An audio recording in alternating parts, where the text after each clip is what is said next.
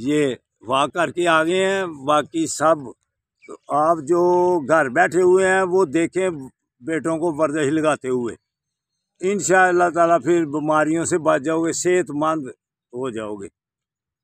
आरफ भी आजकल वर्जिश लगा रहा है खूब। जिंदाबाद जिंदाबाद। वो टांडरा साहब, वो सगीर, वो शेख साहब और ये जिंदाबाद इलियास बेटा। और औरंगजेब किधर ही? अच्छा अच्छा। तो बेटो आपने भी अगर वर्जिश लगानी है, ये ऐसे बनाना एक मेरी जिसम में लचक वाली वर्जिश जो है ना, ये देखो। अल्लाह अकबर।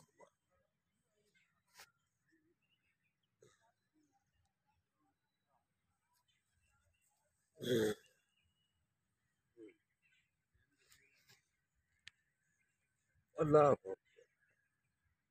अल्लाह